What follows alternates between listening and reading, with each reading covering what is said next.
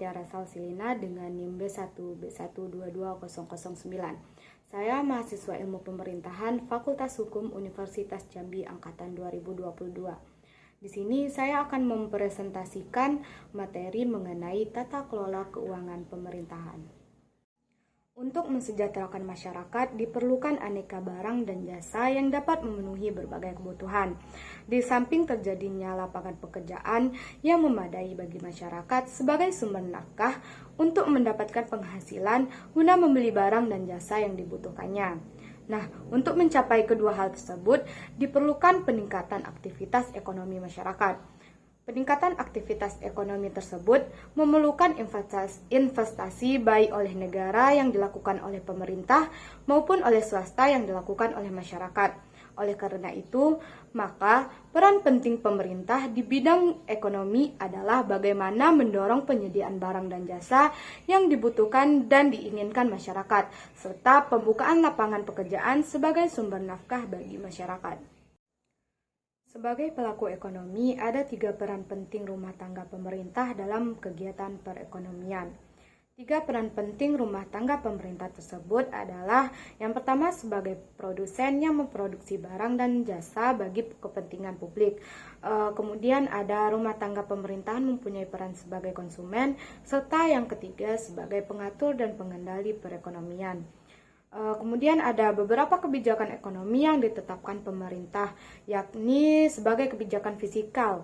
Nah, yang dimaksud dengan kebijakan fiskal yaitu terkait pendapatan dan pengeluaran negara. Kemudian kebijakan moneter yang mengatur jumlah beredar dalam upaya mengendalikan laju inflasi. Kemudian kebijakan ekonomi internasional, yakni terkait perdagangan dan kerjasama ekonomi antar negara. Di sini ada peran pemerintah dalam perekonomian. Yang pertama ada terjaminnya penyediaan barang dan jasa untuk masyarakat. Nah, pada hakikatnya setiap pemerintahan berfungsi mewakili negara dalam mencapai tujuannya. Misi utama dari dibentuknya suatu pemerintahan adalah menjalankan fungsi dan tugas negara. Pemerintah sebagai penyelenggara bertugas melayani kebutuhan dan melindungi kepentingan masyarakat atau publik. Yang kedua ada tersedianya lapangan pekerjaan sebagai sumber nafkah bagi masyarakat. Nah, keberhasilan suatu pemerintahan baik pusat maupun pemerintahan daerah sangat ditentukan oleh kemampuannya untuk meningkatkan kesejahteraan masyarakatnya. Nah, maka dari itu, pemerintahan sebisanya perlu memikirkan kesejahteraan rakyat secara berkeseluruhan melalui penciptaan lapangan pekerjaan bagi rakyatnya. Kemudian ada kebincangan-kebincangan dalam mekanisme pasar.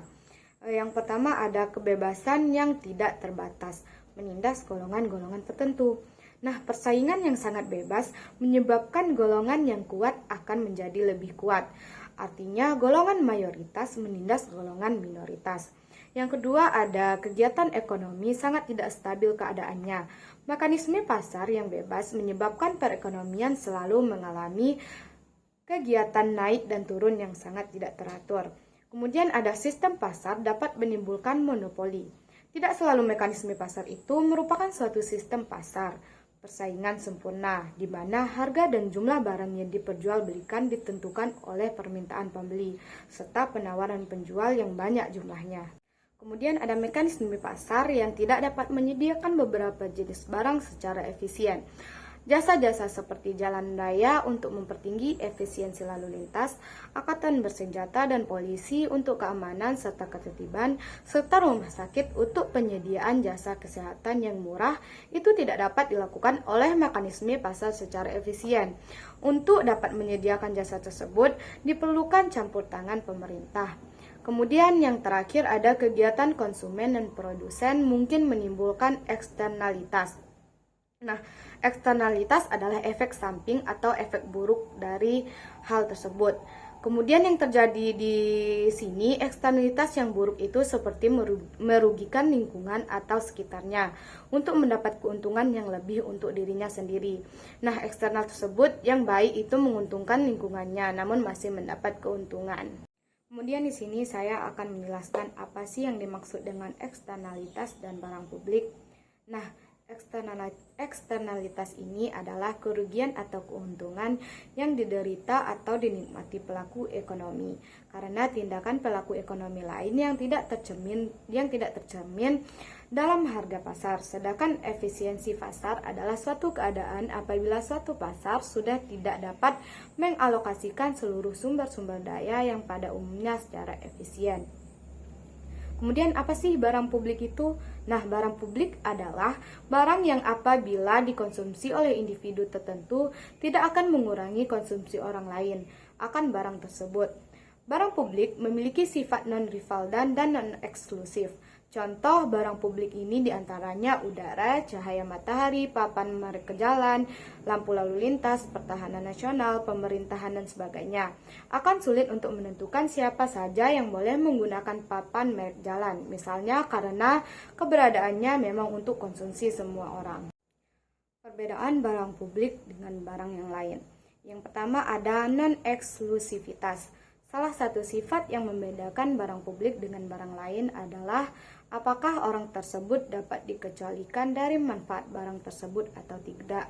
Bagi kebanyakan barang pribadi, pengecualian tertentu saja sangat dimungkinkan. Yang kedua ada non-rivalitas. Sifat kedua yang menjadi karakter dari barang-barang publik adalah non-rivalitas. Barang-barang non-rivalitas adalah barang di mana manfaatnya dapat diberikan bagi pengguna tambahan dengan biaya marginal nol. Pada sebagian besar barang, tambahan jurnal konsumsi membutuhkan sejumlah biaya produksi marginal. Macam-macam kegiatan pemerintah. Yang pertama ada pemerintah sebagai produsen. Pemerintah terlibat dalam peran untuk mewujudkan sebesar-besarnya kemakmuran rakyat Indonesia. Pelaksanaannya sebagai produsen diwujudkan hampir dalam seluruh bidang perekonomian. Sebagai pelaksana kegiatan produksi pemerintah, pembuat badan usaha milik negara atau BUMN. Yang kedua ada pemerintah sebagai distributor. Pada umumnya, peran pemerintah sebagai distributor adalah penyaluran sesuatu dari yang berlebihan kepada yang kekurangan, agar terwujudnya kesejahteraan secara merata. Kemudian yang ketiga ada pemerintahan sebagai konsumen. Dalam pemenuhan kebutuhan untuk menjalankan tugasnya, pemerintah membutuhkan dana yang akan digunakan. Pemenuhan kebutuhan yang dikatakan pemerintah adalah konsumen. Contohnya adalah untuk membeli peralatan. Kegiatan konsumsi pemerintahan memiliki tujuan dalam meningkatkan kesejahteraan rakyat dan membangun sarana prasarana negara. Sekian penjelasan dari saya. Maaf apabila ada kekurangan dan banyak kesalahan. Wassalamualaikum warahmatullahi wabarakatuh.